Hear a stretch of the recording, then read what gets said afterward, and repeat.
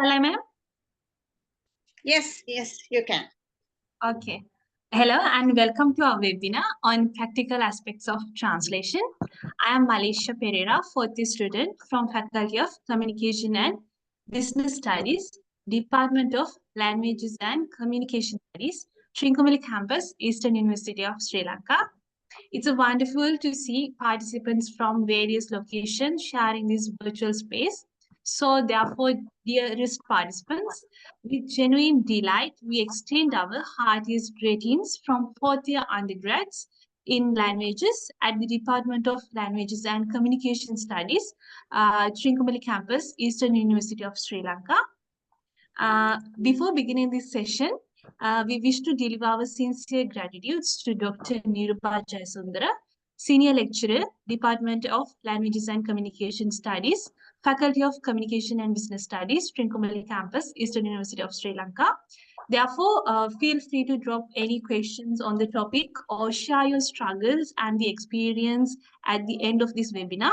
Our chief speaker will answer your question by the end of this session. And in this 1 hour webinar, we hope you. And thank you for taking the time to join us today. Now I invite Dr. Nirupa Jayasundara to welcome our main speaker, chief speaker, Mrs. Sunita Dahal. Thank you, Malisha. So good evening, everyone.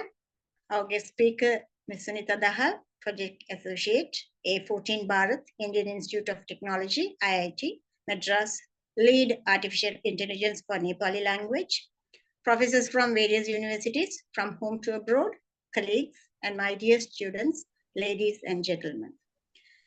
It's my pleasure to welcome you all to this academic talk on aspects of translation by Ms. Sunita Dahal. First of all, I would like to thank and appreciate Sunita Dahal for her kind consent to give us this special lecture on translation, since we have a module of translation studies in our syllabus, and this knowledge sharing would be an immense help for our students in their academic arena. In fact, Sunita is my close associate, my dear friend, and my junior in another university when I studied Masters in Linguistics. Though she is my junior, she became so close to me, and we stayed together in the Annamalai University hostel for students in 2005. We keep in touch for long years since I met her and have a strong friendship until now. Since I know her expertise in translation, I thought of having a lecture from her to my students, and she consented immediately without any hesitation. Sunita, I thank you again for your kind consent. And it's my pleasure, thank you, Nirupa, pride and privilege to introduce her for today's academic forum.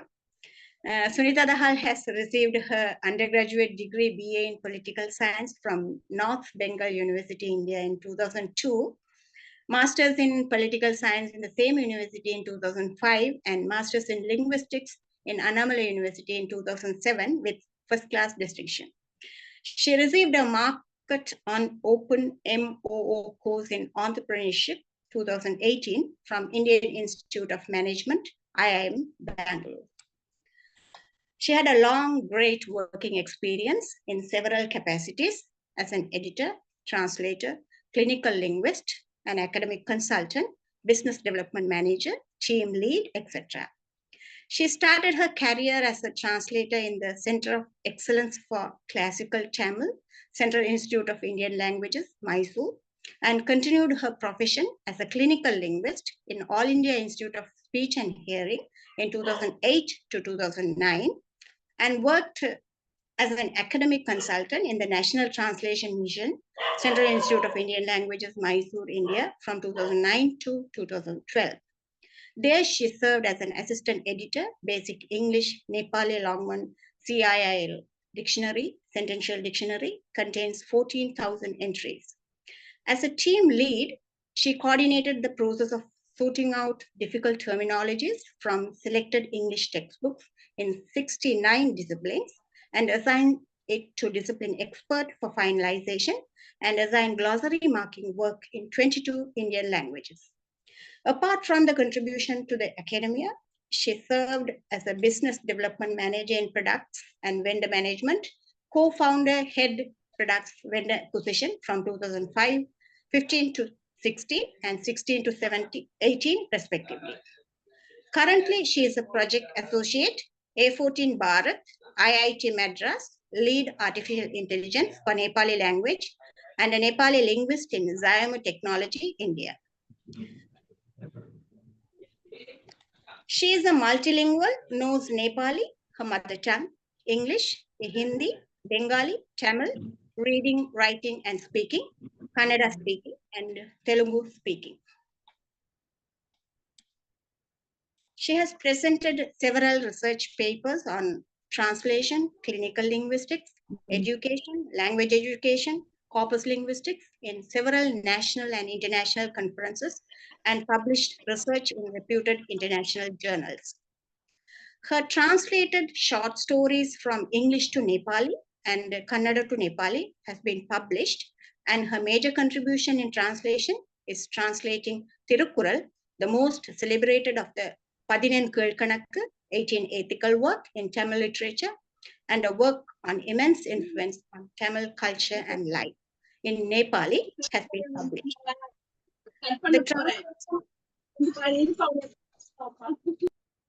The translation was released from Prime Minister, and she was honored by the Governor of Tamil Nadu in 2020, and also received the award from Sri Vidya Varanasi Religious Promotion Nepali Committee, the Madan Memorial Award for 2023 for her immense contribution in the field of translation and to the work of promoting Nepali language, taking Nepali language into computational technology. So with this brief introduction, I request you all to join me in welcoming Ms. Sunita Dahal. Welcome, Ms. Sunita Dahal. The forum is open to you. Thank you. Thank you, Niruba. And it's my pleasure to be part of this lecture today. Although we had very short time, I could manage a small, I can say it's a small part, a bit of translation studies. I am going to present a paper on lecture on practical aspects of translation. So most of us are aware of translation theories, I guess. So I did not want to go elaborately into the theory. So I just thought of telling something briefly about the practicality of translations. So with this, we can go ahead and I can start the talk now. So I request Niruba to share the screen. Niruba, are you going to share the screen? Yeah, thank you. Thank you, Niruba.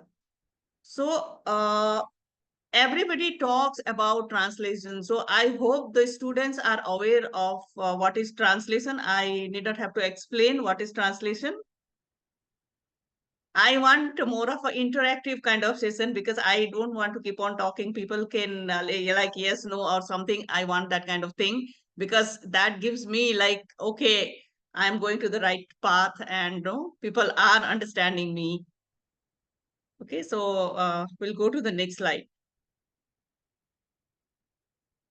So what is translation? I know that most of us are aware of the terminology translation. What is translation means? Translation is a process. It's a process of converting content or a message from one language to the another language, carrying a message from one language to the another language while retaining the original meaning. So that is called translation. So the word translation comes from the Latin translation, which means carried across. And it is related to the verb translate, which means to move from one language or medium to another language. This is a short definition of translation, we can say. We can go to the next slide. So you can see in this model, this is a Larson 1984 model of translation, how the translation happens. There is a source language and there is a target language, a receptor language. Niruba, to the third slide. Malisha, third slide. No, before this. Before this, yeah. Yeah. So there is a text to be translated, and you have to discover the meaning, what is there in the text. What happens is the translator reads the text multiple time. The translator has to read the text to understand the text. Unless the translator understands the source text, it is very difficult to take that meaning to the translated text. So what happens here is a translator should be familiar with the source language and the target language. This is also one very important aspect of translation. A translator must understand both the source language and the target language. So if the translator is not familiar with the source language, then it will be very difficult to retain the original meaning in the translation. So meaning the translator has to first perceive the meaning of the source text, and then that has to be converted to the translated text. We can go to the next slide. So that is the literal meaning of translation in a very short form. So we are going to the mode of translation. So if you look into the translation, there are two parts of translation. One is an oral translation, the other one is a written translation, right? So written translation is basically, it happens from text to text, and the oral translation is, it happens in a various forms. Like different type of oral translation is there, which is called interpretation. So interpretation is a process of translating the spoken or sign language into the another language, facilitating communication between people who do not share a common language. So where this kind of translation happens, interpretation happens basically in the medical field. If you go to the foreign countries like UK, USA and all, there is, in every hospital, you can say, there is a person who acts as an interpreter, who acts as a mediator, language mediator between two language speaking people.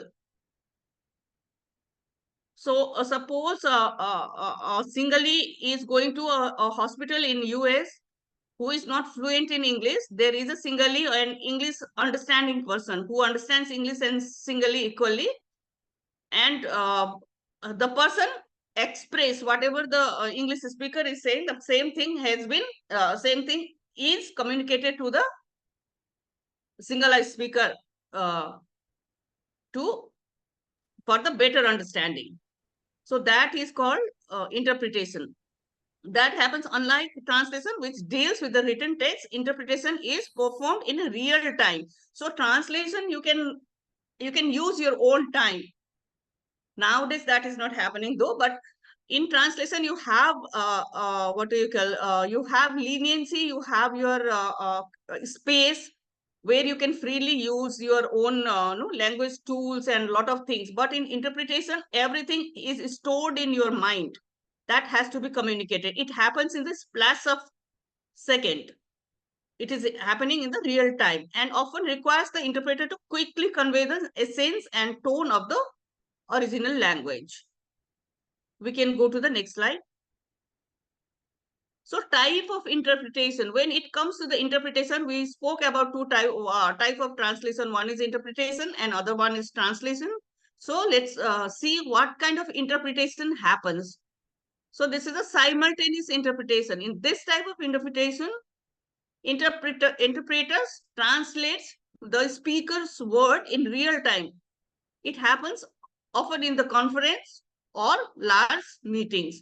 So if you can see, mostly I'm telling about the Indian scenario. When it happens, if you see in the like Lok Sabha or Vidhan Sabha, where our MPs and MLA sits, so there it is happening simultaneously. When the speaker is talking, that has been interpreted it into multiple languages. There are people coming from multiple language backgrounds. So many of like people from South India do not understand Hindi, and people from North, they don't understand Tamil or Telugu. Still, they have the facility to speak in their own mother tongue. Like South people from South speak in Tamil or in Telugu. Simultaneously, that can be translated or transferred into English or Hindi, where the other MPs, other member of parliament can understand.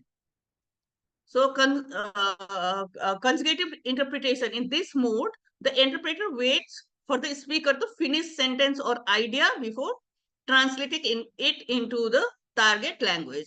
So often if you see like politicians, nowadays what I am seeing in an Indian scenario, a politician, when a politician from Delhi is traveling to Kerala or Tamil Nadu or Kannada, he takes one interpreter along with him. So simultaneously, the politician speaks one paragraph and then the same paragraph is interpreted into the regional language by the interpreter. And other is a whispering. So interpreter sits or stands next to the person needing interpretation and whispers the translation to them. So this happens somewhere that the confidential documents or something like that, if they have to explain it to the speaker, which cannot be like told in the public kind of documents or something like that, it happens, this kind of interpretation. So lies in interpreting is another type of interpretation. In this type, the type is used in informal setting during negotiations, where the interpreter facilitates communication between two parties who speak different languages. So speech to text interpretation. Here, the interpreter listens to the speech and then repeats it to the microphone, providing a real-time transcription for those who need it. Another type of interpretation is the sign language interpretation. We have often seen in the sign language interpretation, one person, he just gives suppose sign language news readers, if you can see, one person continuously reads the news and other person keeps the express that particular news in the form of sign language. We can go to the next slide. So that was the part of interpretation. Already we spoke about two types of translation. What is the interpretation? The other one is a written translation. Other one is the spoken. That is also a form of translation, but we call that as an interpretation. So types of translation. There are following type of translations. One is free translation and literary translation, semantic translation, technical translation, communicative translation, and dynamic translation.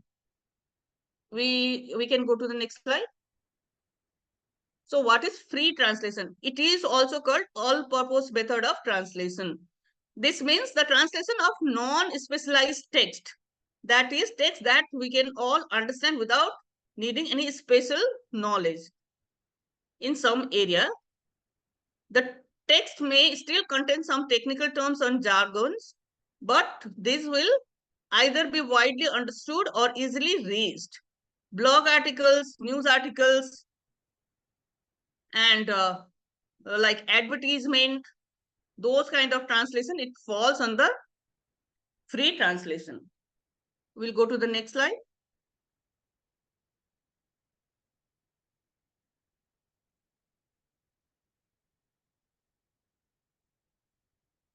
Literary translation. So what is literary translation? Literary translation is a special field of translation that involves converting literary works such as novels, poems, and plays from one language to another. It's not just about translating words, but also capturing the essence, style, tone, and cultural nuances of the original text. The goal is to produce a translation that reads as it is were originally written in the target language, maintaining the author's voice and literary qualities of the text. So what happens in the literary translation? You have to maintain the what the author is trying to tell you through novels or a poem or no essays or anything. And this is a most complex type of translation because you have the area to play around where you can use your own creativity, where you can use your own mind, but that also allows you to deviate from the original translation. Sometimes it happens so that the meaning of the original text is totally deviated what it is, it comes out in the translation. So, next slide. So example of literary translation challenges. So I am giving this example. It is from Nepali language. So mero agadi, I am just reading the text in Nepali, and I will read the translation later on. मेरो अगाडि लक्ष्यको अजङ्गको पहाड थियो, माथि उक्लिन न बाटो थियो न साथी, कसरी उक्लौला यत्रो पहाड. So translation of this sentence is, in front of me was a mountain of goals I had set for myself, but there was no way for me to climb up, and there was no one to help me. How could I make that claim? So this is the original meaning. But if we look into these sentences, there is another meaning. This is the ajanga is a it is a what do you say, a giant snake in a literal term. So if a person is not aware of the nuances of the languages, like you have proverb, you have no idioms, then there is a chances the person may completely translate this into a different thing. The word ajangako here has a typical meaning in source text.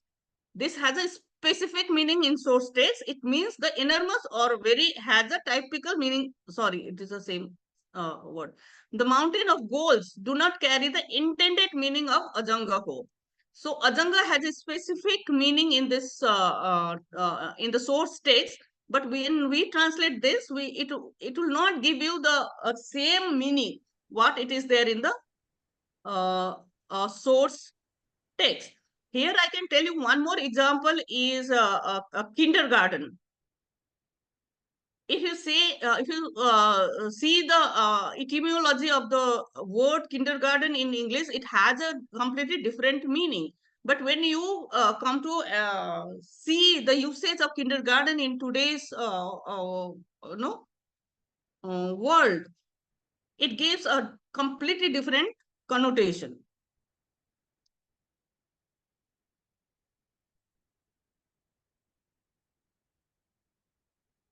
So in what the translators should do in this kind of situation, the translators have to use deletion technique. There are multiple techniques involved in translation, which we'll be discussing in the further slides. In this specific case, the translator uses a deletion technique. They have found to be cautious enough as their deletion does not use they have found to be cautious enough as their deletion does not have a greater impact in the meaning conveyed by SL text, a source language text. So when you are translating a text, you have to see whether you are using the multiple techniques of translation. Your technique should not impact the meaning of the translation. Next slide, please. So another kind of translation is a semantic translation. In the semantic translation, the translation is closer, more literal. It gives high priority to the meaning and the form of original, and is appropriate to translations of source text that have high status, such as religious text, legal text, literature, perhaps ministerial speeches. So in this kind of translation, when you are using the semantic translation, it has to be more closer to the source text. Like when you are telling the story of Mahabharata, you say, You cannot no, make your own assumptions and write there. When you are translating such kind of text, that has to be accurate to the source text. And legal text, when you are going and translating the legal text, it has to be much more closer to the source text. You cannot use your own no, assumptions and your own understanding there. You cannot use that thing, and you have to be precise, and you have to maintain that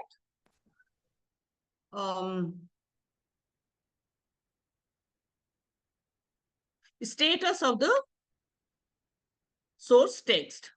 So it is presumed that translation has the same meaning as an original text. No change of information is possible. The presumption of semantic identity between source text and target text is based on the various degrees of equivalence of their meaning. The translator usually tries to produce in target language the closest possible equivalent to the source text. Next slide.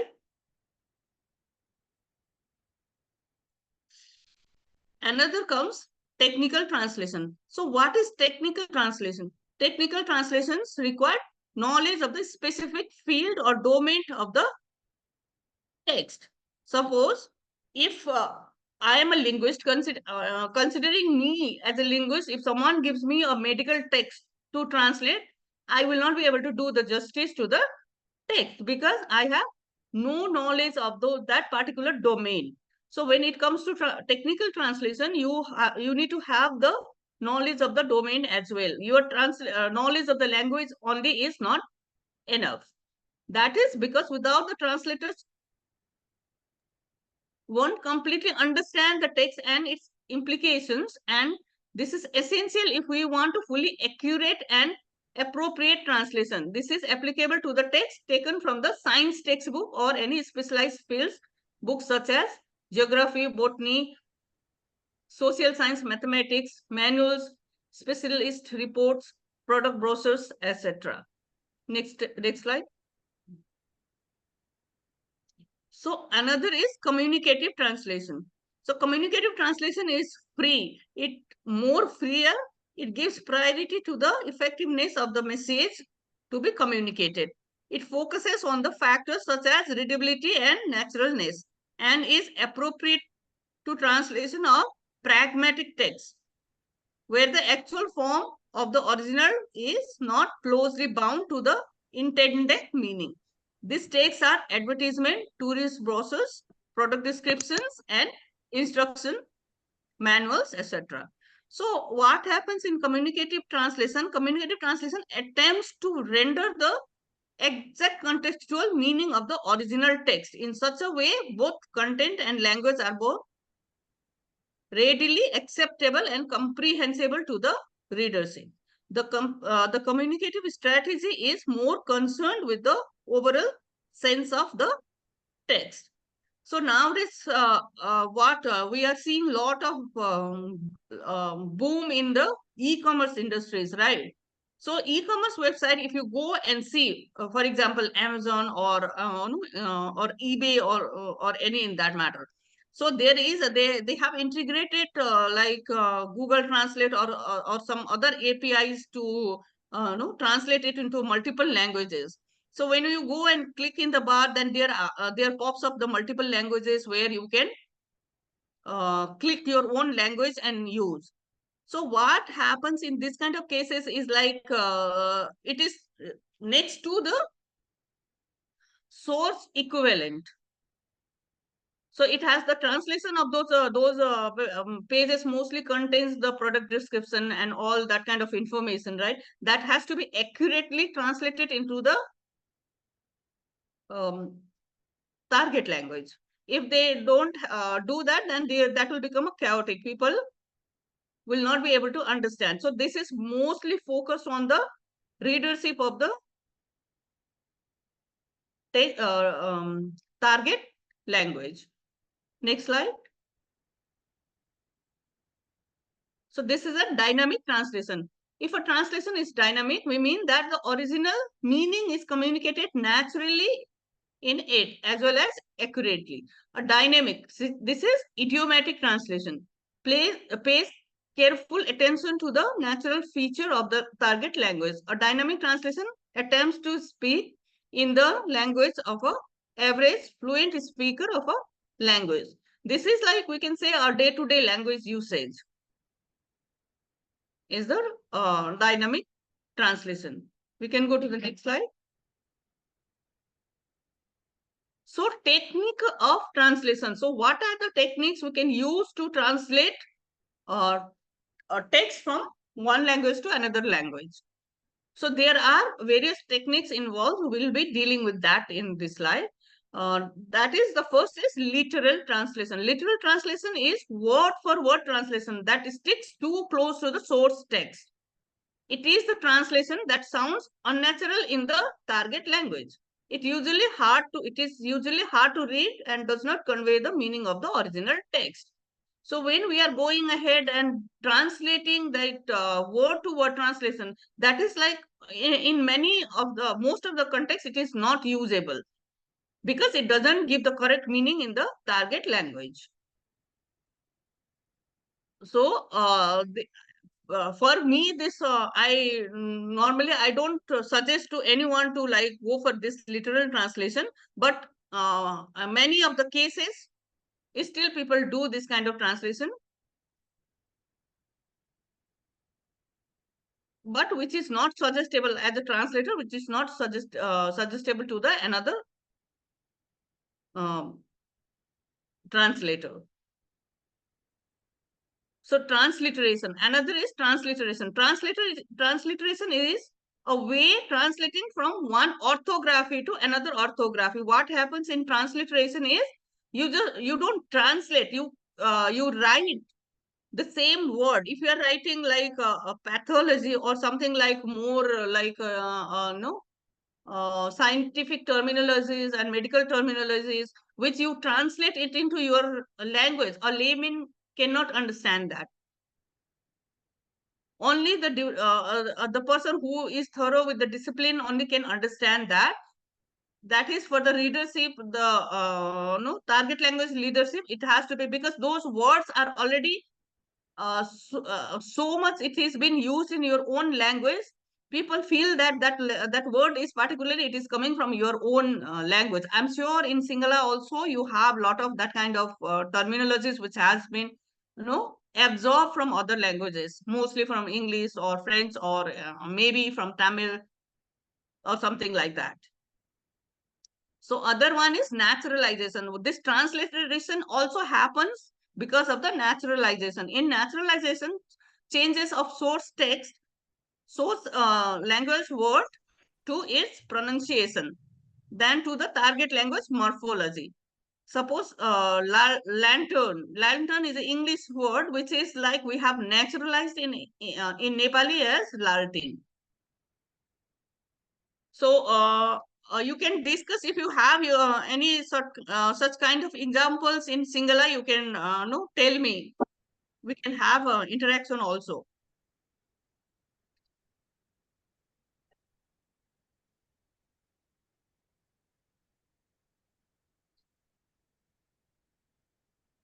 Any word which is like used or naturalized in Sinhala from English or from Tamil or something like that. So, for example, the word department as department. Yeah. In Sinhalese, it is departmentua. So it's actually the naturalization of English word, the department. Okay, so if we look into our own language, then we find so many words we have acquired that as our own, right? So we don't even feel that that word is coming from some other language. Let's go to the next slide. So adoption. So when the translator substitutes the cultural realities or scenarios for which there is no reference in the target language. So when I was translating Tirukural, like Nepali and Tamil comes from two different language families. So I did find the equivalent of some of the cultural terminologies. Like there is a word called anichapu in Tamil, in Tirukural in one instances. So I was searching for no our old text, but nowhere that word was mentioned, and I did not find the equivalent for that word. So that is a culture specific terminologies we have, like what do you say, that bibhuti, or the ash which we put in normally in the temple in South India. That concept is not there in North India and in the East India. So the particular word for that is also not there. We have uh, adopted the word what the people use in the South, that the same word has been adopted in our languages as well. So other technique is substitution. So source cultural elements are replaced by similar near equivalent or genetic words in the target language. This is not good procedure of translation. So we call, there is a word called Roxy, which is like for liquor, for wine, for everything we use. It's a generalized terminology in Nepali. Okay, so that particular word, if you have to translate like different variety of drinks from English, will it is not the equivalent of same word. So we will have to keep those words, wine as a wine, and like no whiskey, if it is there as a whiskey, like that we cannot replace that word with our own like word Roxy. We cannot simply do that. That substitution is a not, it is not a good um, thing to do in translation. So other technique is omission. So omission means dropping a word or words from the SL while translating. This procedure can be the outcome of the cultural clashes that exist between the source language and the target language. So when I already discussed about that, what happens when the source language and no target language, there is a cultural clashes happening in the translation. So what we do is we try to find a very nearer word to the source language meaning from the target language. Which may not give the actual meaning, but it will be the nearer meaning. That is what they do in the omission. Or some part of the word has to be omitted and keep only the part which conveys the meaning of the target language word. Next slide. So addition. In this technique, the translator gives additional information from the cultural context available in the target language.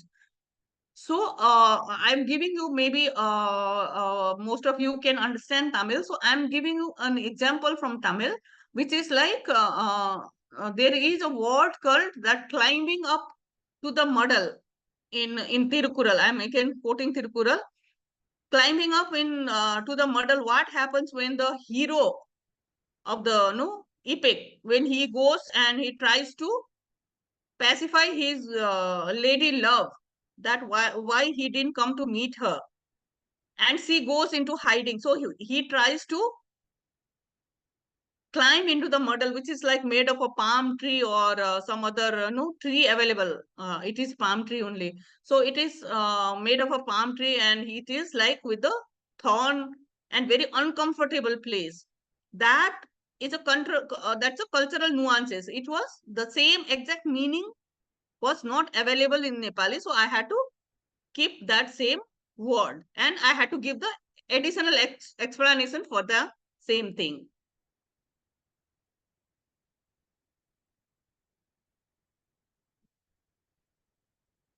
So that is called addition.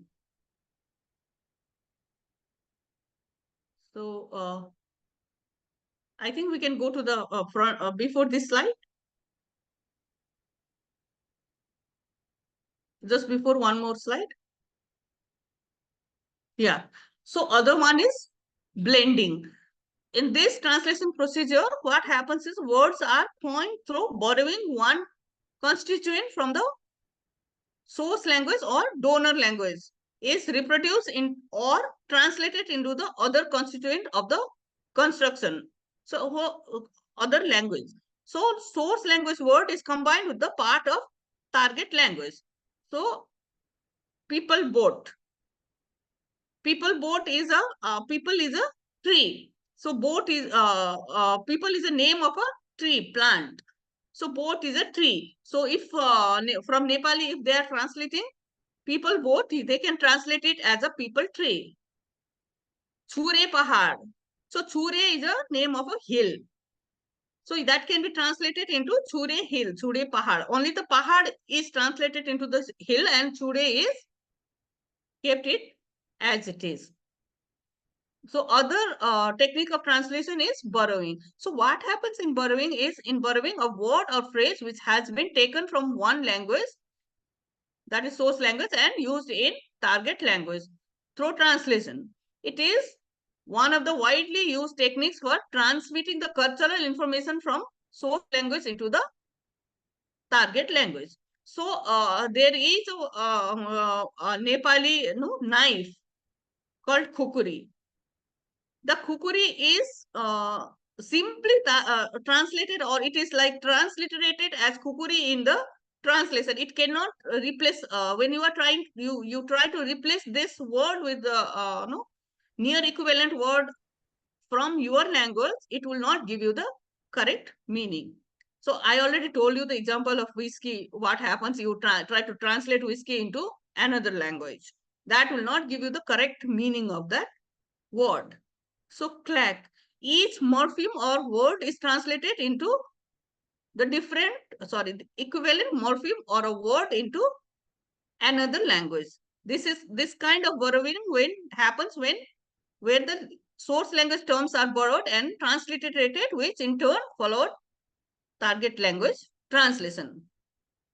So Kalo Nilo. Kalo Nilo is it is like no, black and blue. Somebody thrashes somebody, then the person becomes blue. So this kind of translation is called clack. Next slide, please.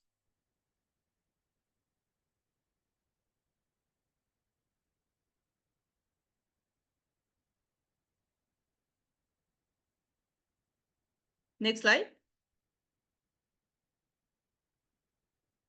Problems of translating cultural words.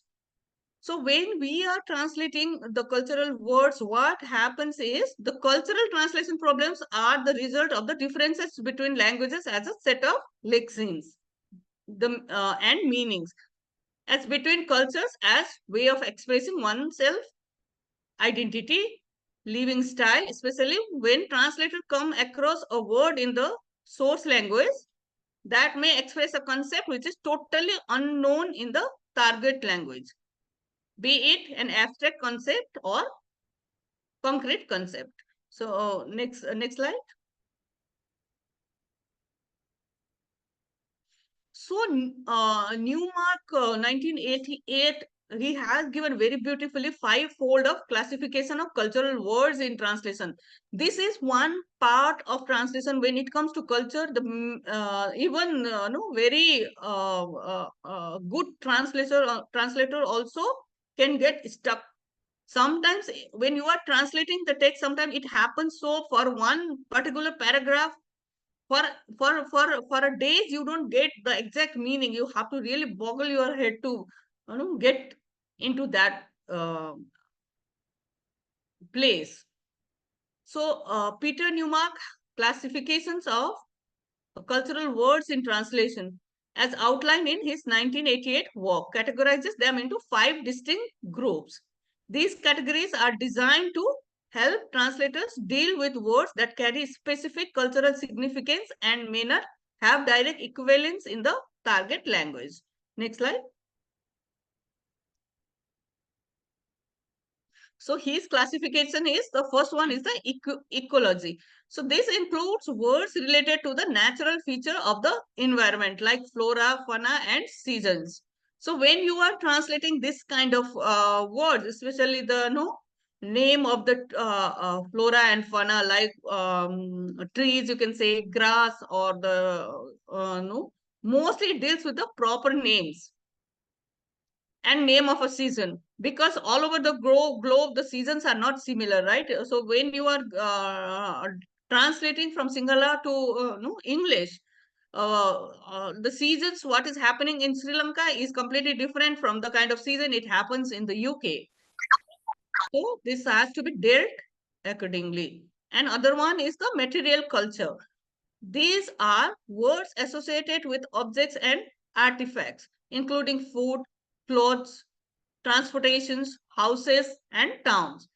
Social culture, another category. This category encompasses with words that relate to social structures, work, leisure, and living conditions. So while translating this also, you will face many nuances.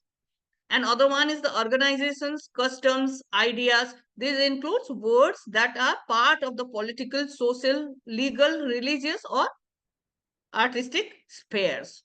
So while translating those things also, you will face multiple challenges. And next slide. Gestures and habits. So these are words that describe action, behaviors, and manners that are characteristics of the particular culture. So when you are translating the cultural terms, the habits and gestures of that particular culture. So habits and gestures is like you have the facial expressions, you have the specific words related to facial expressions. When you are translating those kind of, like when we deal with the when we deal with Nepali, we have like there are various words for the uh, uh, words which are used for the sitting position, like thatcha basnu, like patcha thuknu. Like patcha thuknu is to spit, but while that spitting also the no force of your mouth, how forcefully you are spitting. There are specific words involved in those process, but those words cannot be translated into the target language. When even if we are trying, we are translating also, we will not be able to do that justice to the translation. So Newmark's framework is a useful tool for translators to identify and navigate the complexities of cultural nuances in language, ensuring that translation maintains the intended meaning and context of the original text. Next slide. So few things to remember in translation. To boost readability, what is the purpose of the translation? One is to provide the knowledge of the target language text, source language text to the target language audience. So when the readability is not there, when the people are not able to understand the translation, then there is the translation goes totally useless. So to boost the readability, what you have to, there is in the translation industry, normally they tell that keep the sentences of about 20 words or less in translation. So the when you have, like when you go and see the legal text, I have seen the legal text in Nepali, which is like one full page containing of one single paragraph. So how do you translate that into English? If I have to translate that into English, I cannot put multiple commas and no um, or hyphen or anything that kind. I will not be able to do justice. So what I have to do is I have to keep the translation short. I have to break those kind of no source text into multiple sentences. So that gives the a good readability to the target audience. Use standard language word word order whenever possible. So this is what happens is this generally means a subject, verb and object. So every language has a specific word order, right? So English, if you see, there is a subject, object, verb. And if we see into the Indian languages, there that is completely opposite of that. So with associated modifiers, what I have when I am doing translation, when I am dealing with the machine translation, what I have seen one like no lacune you can see, or it's a gap, is this modifiers. We have plenty of modifiers, but when you are translating, those modifiers are missed. Suppose you when you are translating the text from English to Nepali or Nepali to English, those gerund fillers are there, those modifiers are there, the case markers are there. Those are in many of the places, those are completely missed out. So that should not happen. Ensure the correct grammatical structure and proper punctuation. That also is a very essential part of translation. Next slide. Avoid long noun strings.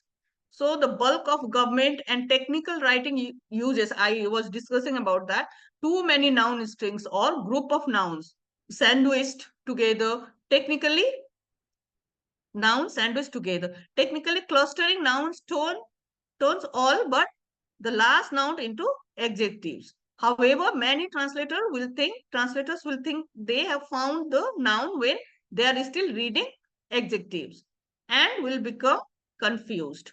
So you have to avoid using a long noun strings. What is the solution for this?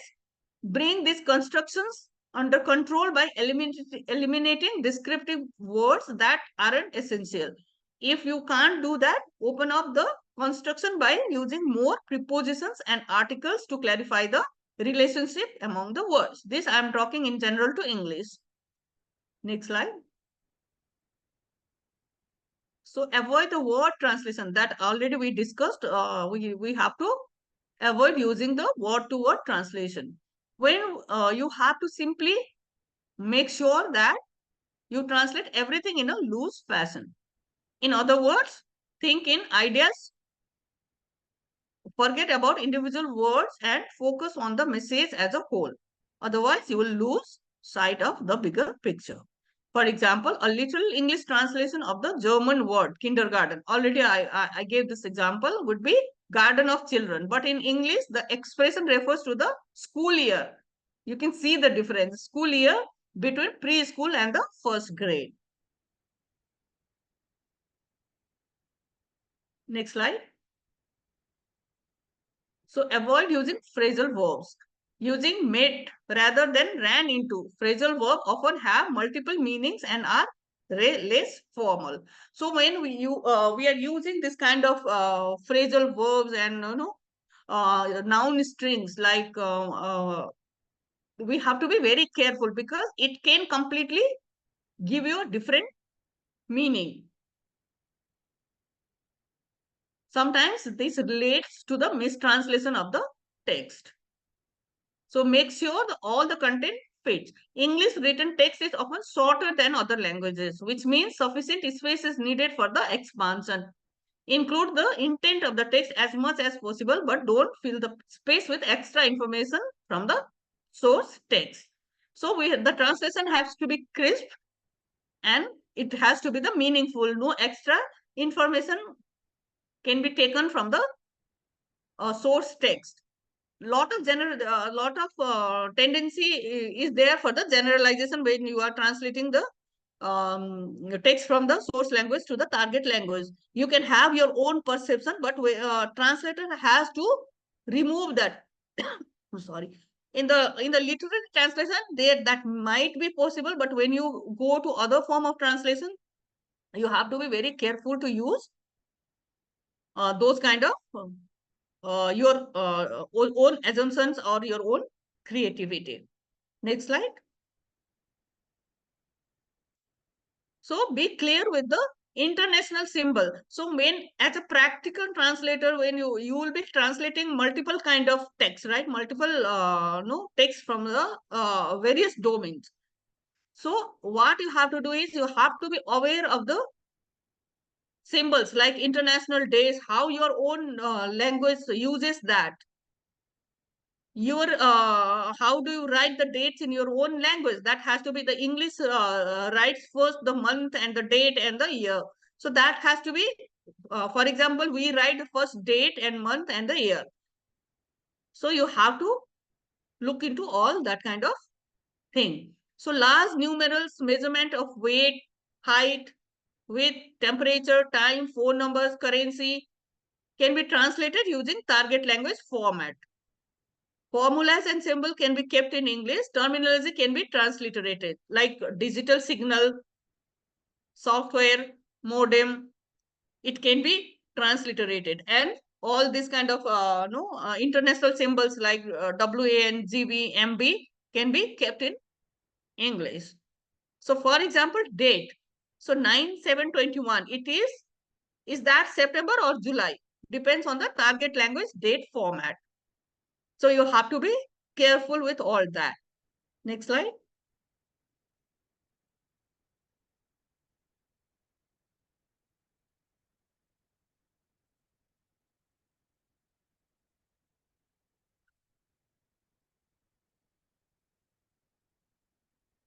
Am I audible? Next slide.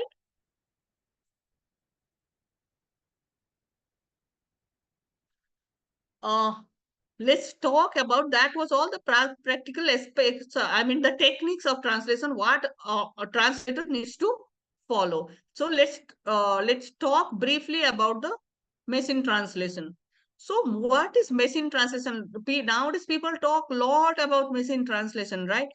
So machine translation is the process of using computer software or translate the text or spoken words from one language to another without human involvement. That is the very simple definition of machine translation. It leverages artificial intelligence, natural language processing, and deep learning to understand and translate the meaning of the text into different languages. So there are multiple models of machine translation where you can use like text from one target language, and you can convert, you can translate those using those machine translation models into different languages. Of course, there is a lot of training and no data goes into all that process. We'll not be going into much deeper into that.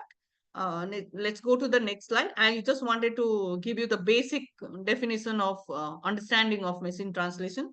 Next slide.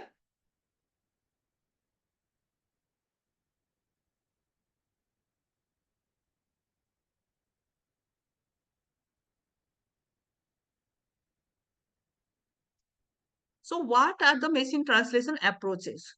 So there are various approaches for the machine translation. Let's see what are those approaches.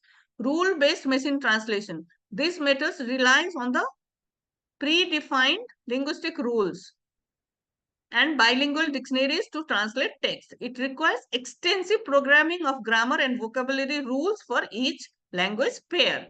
So when you are feeding the data for the machine translation, based on whatever the data you have given, it gives you back your output.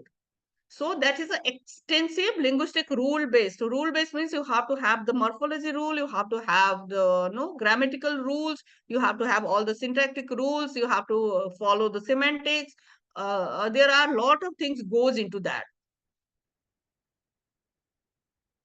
And other is statistical machine translation, introduced in the early 2000.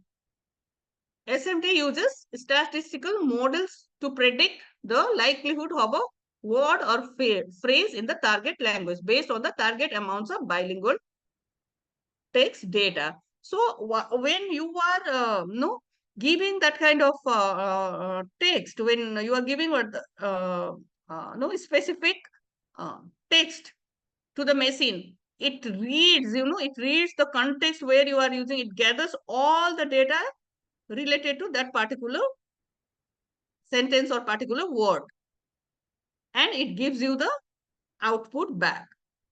Very calculative, in a very calculative way. It is based on the large amount of bilingual text data that already we have discussed. And neural machine translation. This neural machine translation is now happening. It is a larger part of the AI, artificial intelligence.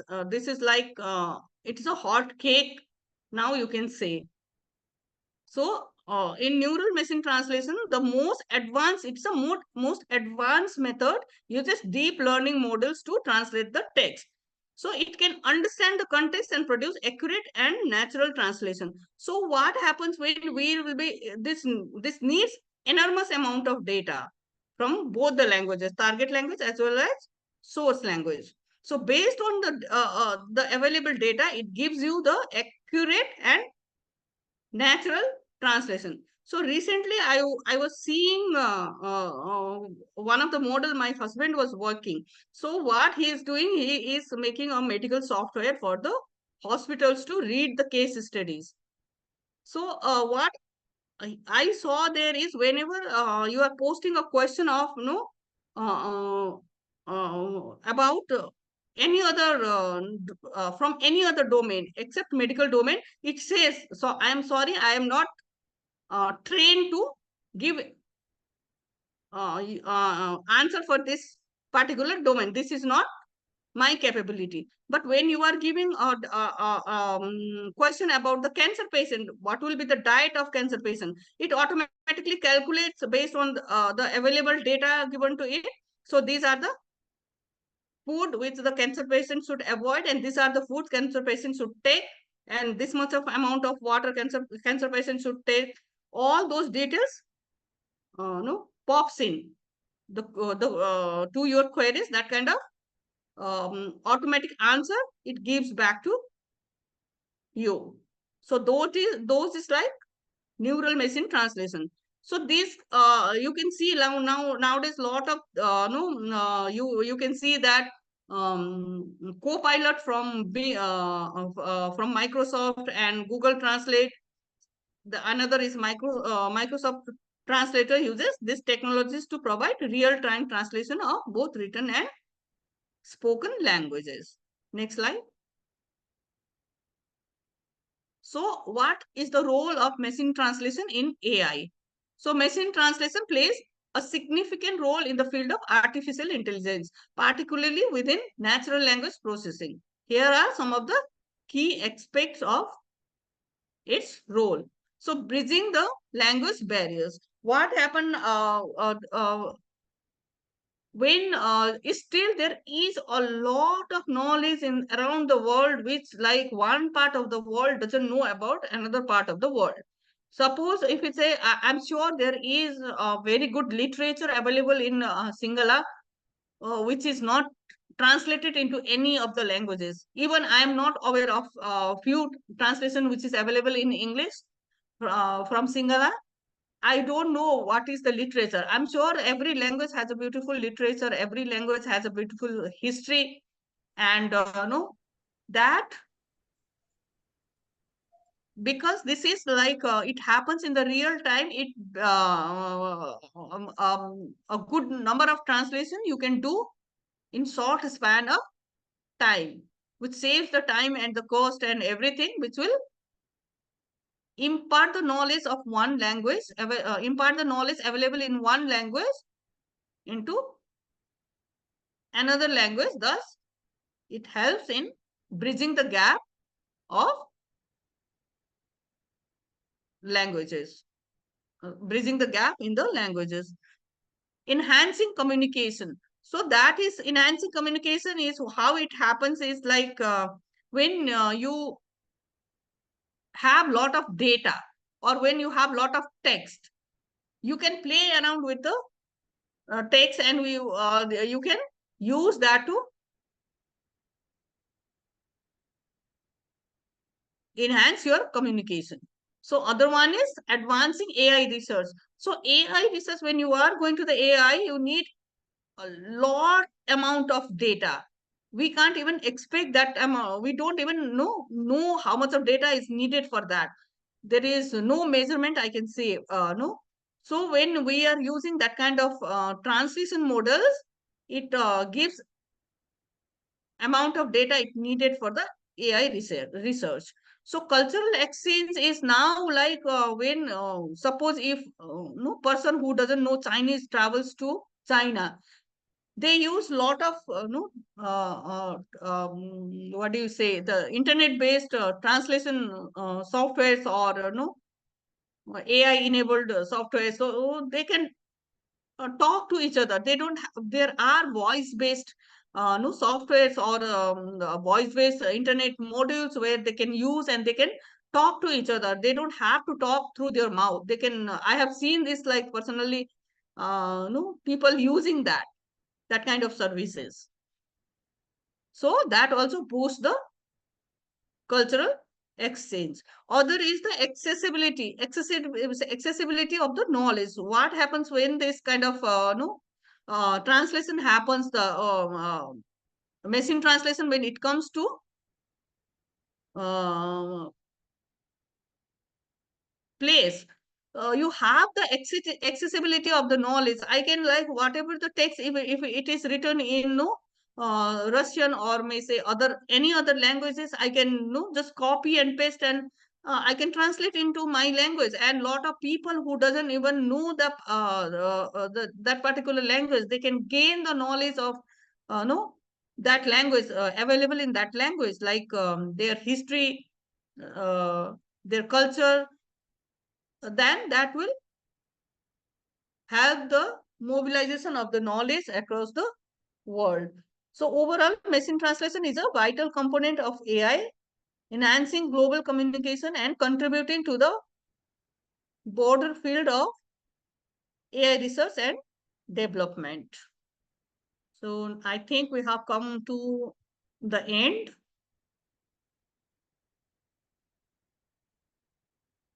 Yeah. So this is the small contribution I have given. I hope all of you have understood this, or any questions or any queries, whatever you have, you can fire at me. Though I have a severe toothache, it was very difficult for me to uh, complete this. But anyway, I'm able to finish. Yeah, whatever questions and queries you have, we can have a question answer session.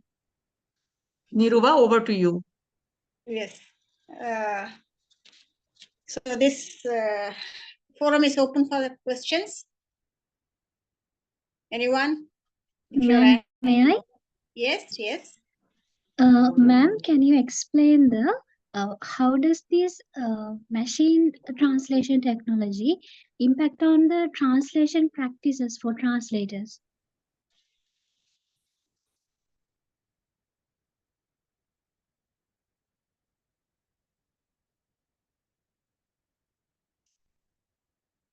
Sunita, your mic is muted. Ma'am, I'm audible? Sorry. Yeah, my mic was muted. Yes. Okay. So answer to your question is, when a translator uses machine translation, your time, one thing is the time, it is reduced almost to half or less than, because splash of second you get the translation, right? So it will not be accurate as human translation. While when you are translating as a human, you tend to look into so many references and all, so many grammatical no things you take into consideration. So when you are going to the machine translation, it might not be as accurate as your translation as a translator, but it helps you. One thing is to reduce your time, almost like almost 75% of your time is reduced, and later on you can use your human knowledge to correct that translation. So that in that way your no productivity, it enhances your productivity. I hope no I made it clear to you. Yeah, ma'am. Thank you. Yes.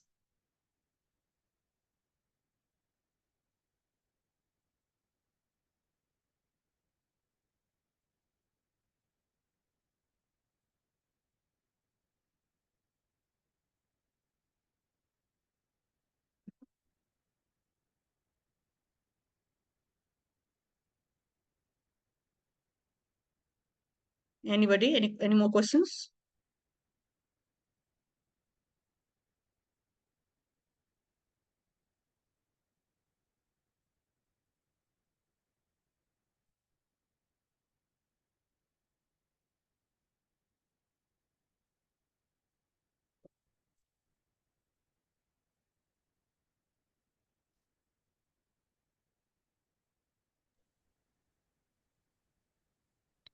So there are fourth year students here. You can you can discuss about if you have the translation as a topic in your course. You can discuss it with me, or you can share. I can also understand something from you. It has to be wherever you go, Niruba. The students are they just don't want to open their mouth. Madam, may I? Yeah. Yes, Madam, please. can you tell me the best appropriate translation method for translating legal text into the target language? Yeah, I think we have discussed somewhere in the no slide that best way to translate the legal translation is to keep your, because legal translation, whenever whatever the language is, the sentences will be very long. They can be very long. Sometimes it happens almost a half a paragraph, half a page. It runs one sentence with lot of commas, right? So you can translate, you can divide the sentences. You can divide the sentences and you can make it as a like um, uh, a part of 20 words. You can use one part of the sentence and translate that using around 20 words or 20 words of your target language. But you don't make it like a long using so many commas, one single strings running the whole page. That is not Bible, and that is not that cannot become a good translation in the legal field.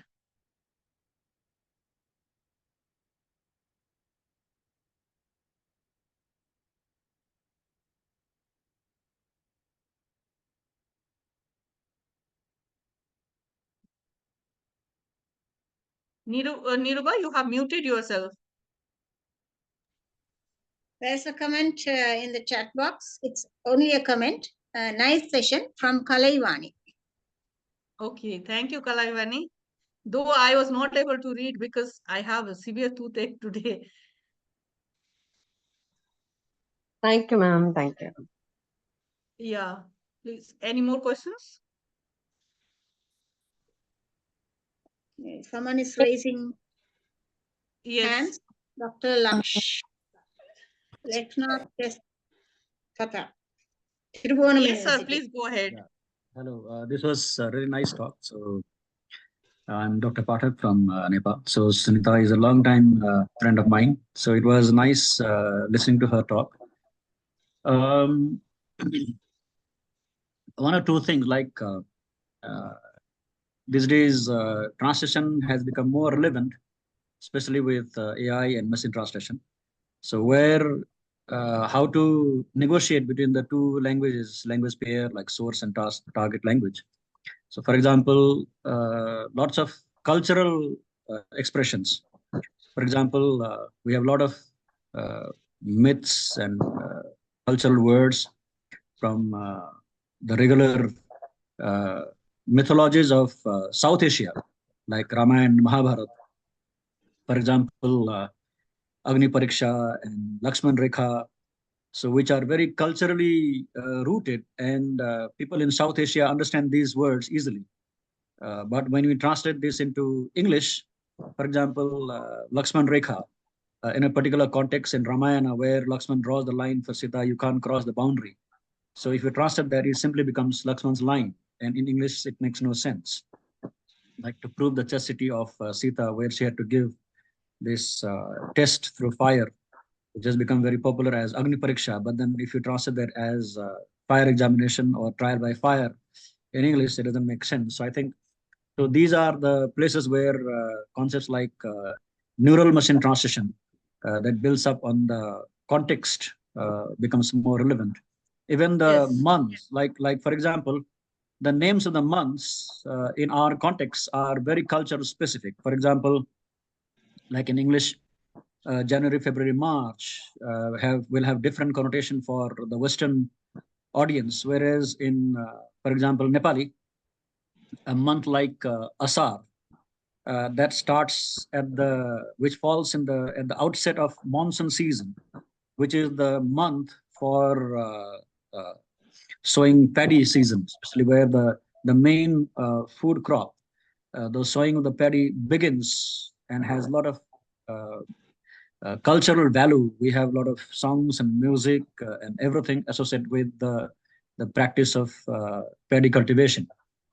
So the name of the month, it's actually between June and July. If you are translating a month, name of the month like Asar into English, so you have to give a rough time frame between June and July. But then that doesn't capture the essence of what actually happens in the month of Asar among the farmers, those who engage in the culture of uh, the paddy cultivation.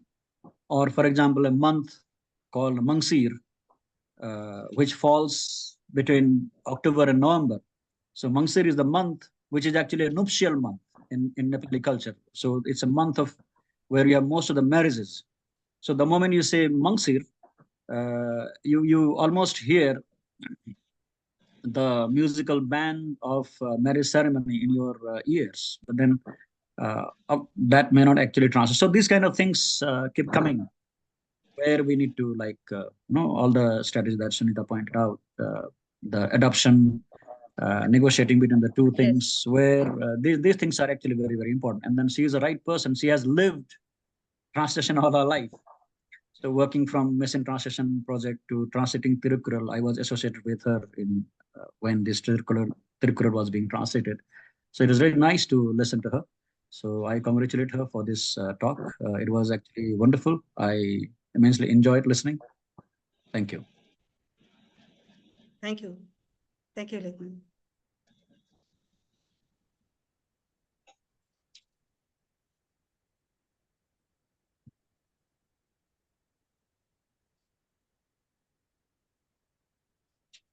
So, any more questions? Students, any more questions? I want questions from the students. Yes, students, especially Uh, third and may I, ma'am? yes. Ma'am, when we are translating fantasy genres books into target language, what is your most suggested method to translate it? So when you are translating any literary work to the target language, you can play around with the text. You can use your language ability of the second language, but still you have to be very near to the source language text. So you cannot deviate into the meaning of the source language text, but you can have your own creativity. You can many translations. What I have seen is, for example, you can say Othello by Shakespeare, right? In Nepali, that is completely translated using own the nativized. They have used the nativized characters. One way of translation is that also. Other way is you have to be very near to the source text, but you can use your own imagination to translate. That is one way of translating. Because when you are going to the literary translation, there is no specific way you can translate that. There are multiple ways which you can apply to translate the literary text into the target language.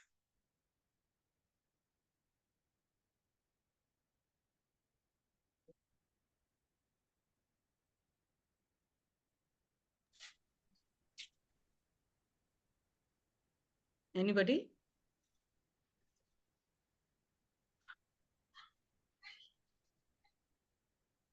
Anybody? Krishanta, Keshanka?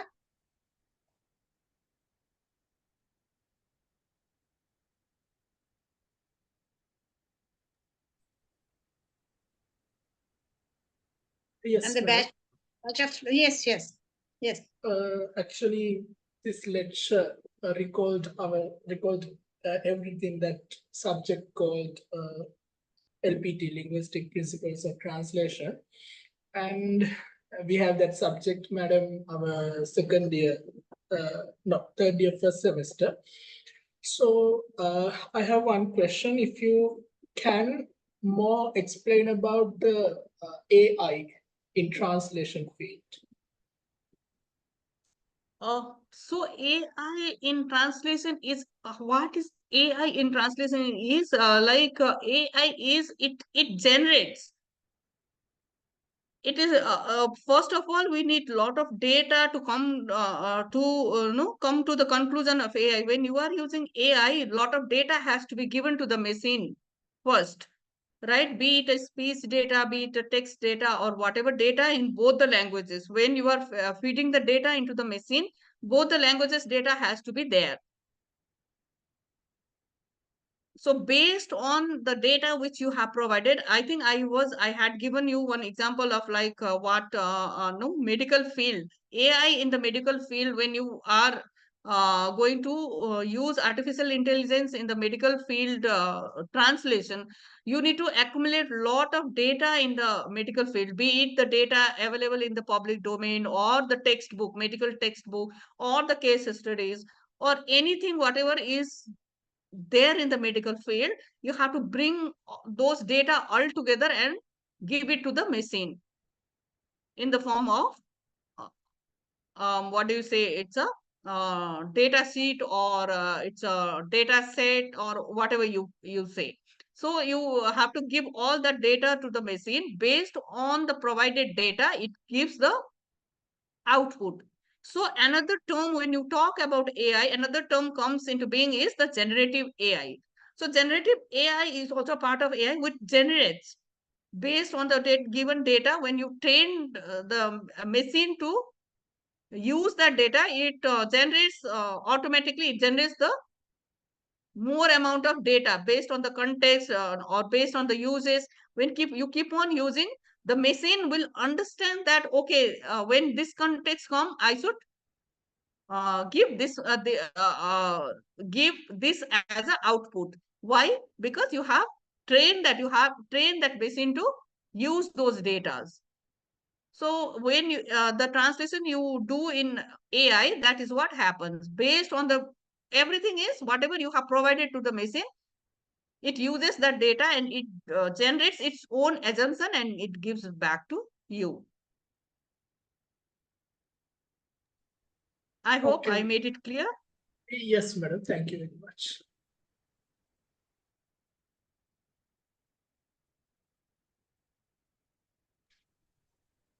Yes, any questions from the third year students who are going to study translation?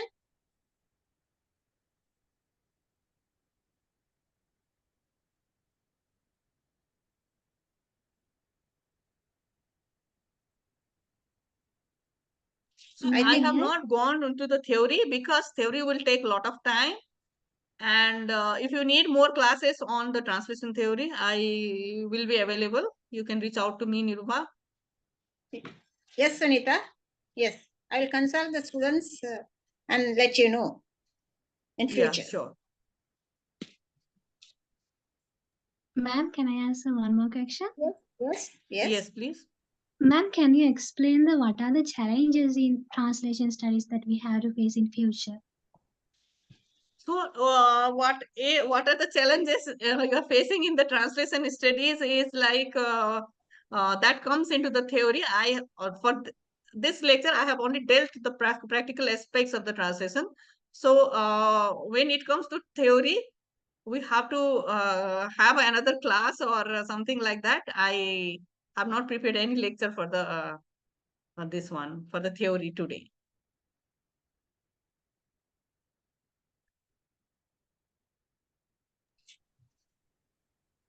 because theory is like there are multiple theories based on the time when it was a different translation theory in the 20th century. There are different theories in the translation in 21st century. So as the time evolves, right, as the need of the people evolve, the theories also keeps changing. Some of those theories may not be relevant in today's time. So that we'll need to look into, and probably if the next lecture comes, I will explain those things to you. Okay. Okay, madam. Good evening, ma'am.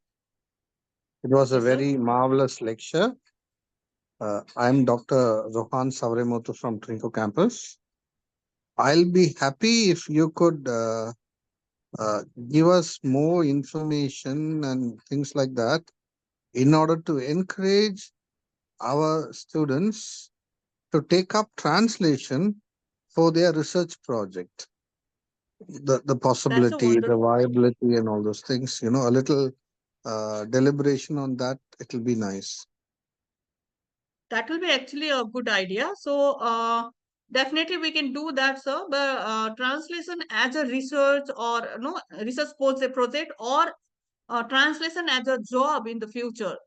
There is a lot of scope for a translators today. What I have seen when the AI boom is happening, when the AI is next 10 years, I think everywhere in every domain people are going to use AI. So the base of AI itself is a language, linguistic models, or the translation, because without translation the AI cannot reach to the people in the nook and corner of the world. So people can take up translation as a job, not only project. So definitely I'm there. If you want me to help them or to encourage them in future, I'm available, sir. Thank you, ma'am. Thank you, Sunita. Thank you, Niruba, and thank you, everyone. It was very, very nice. After a long time, I'm talking about translation. I can say I think last lecture for me was in this Simodi in Classical Tamil Institute of Classical Tamil in Chennai last year. After that, today I'm talking, and it was really very, very nice to meet all of you virtually. Thank you, everyone, for being part of this lecture. Thank you, Niru. Yes. So since there is no more questions, shall we move into the vote of thanks? Thank you. Krishnanta? Okay, madam. I think I'm audible. Yes, you are. Okay, madam. Okay, good evening, all.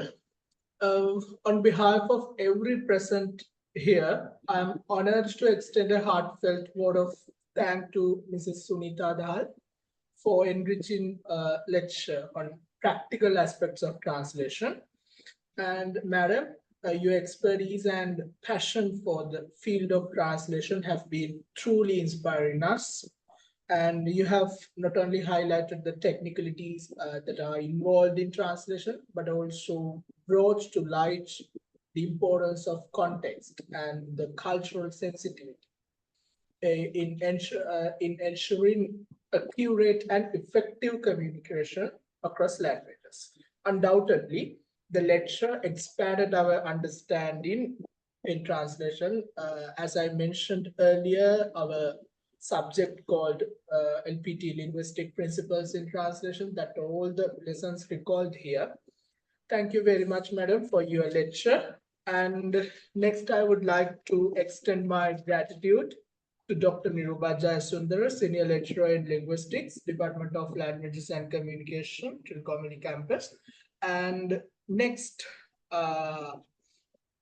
as usual, Dr. Rohan Savarimutu, Senior Lecturer in English and Head Department of Information Technology, Trincomalee campus. Thank you, madam. Thank you, sir, for your encouragement and for your this help for our students.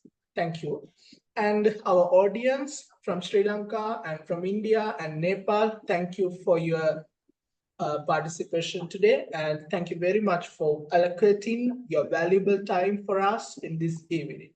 And as well as our third year brotherhood, fourth year special team, and all who participate to the event.